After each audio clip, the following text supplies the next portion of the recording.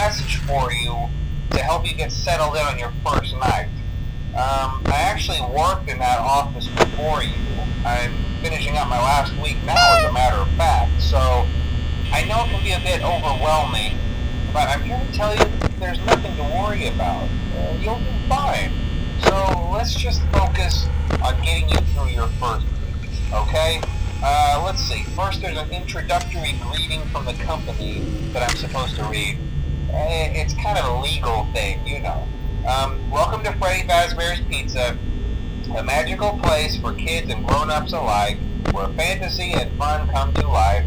Fazbear Entertainment is not responsible for damage to property or person. Upon discovering that damage or death has occurred, a missing person report will be filed within 90 days, or as soon as property and premises have been thoroughly cleaned and bleached and the carpets have been replaced. Blah, blah, blah. Now, that might sound bad, I know, but there's really nothing to worry about. The animatronic characters here do get a bit quirky at night, but do I blame them? No. If I were forced to sing those same stupid songs for 20 years and I never got a bath, I'd probably be a bit irritable at night too. So remember, these characters hold a special place in the hearts of children, and we need to show them a little respect, right? Okay. So just be aware, the characters do tend to wander a bit. They're left in some kind of free roaming mode at night. Something about their servos locking up if they get turned off for too long. They used to be allowed to walk around during the day too, but then there was the bite of 87. Yeah, it's amazing that the human body can live without the frontal lobe, you know? Now, concerning your safety, the only real risk to you as a night watchman here, if any, is the fact that these characters, if they happen to see you after hours, probably won't recognize you as a person. They'll most likely see you as a metal endoskeleton without its costume on. Now, since that's against the rules here at Freddy Fazbear's Pizza, they'll probably try to forcefully stuff you inside a Freddy Fazbear suit.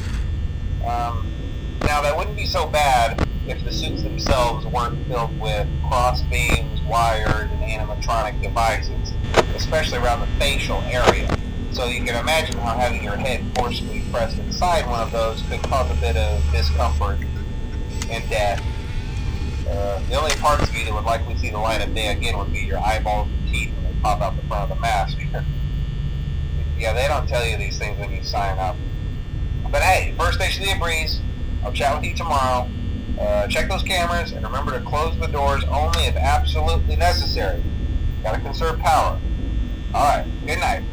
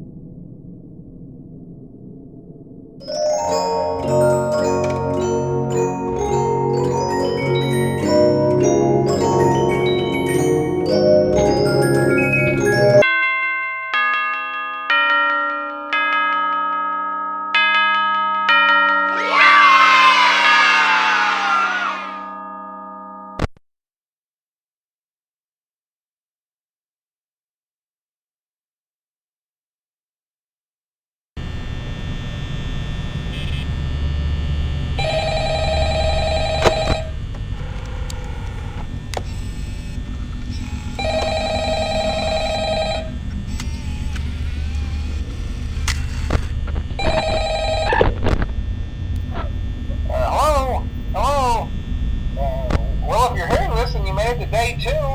Congrats. I won't talk quite as long this time since Freddy and his friends tend to become more active as the week progresses.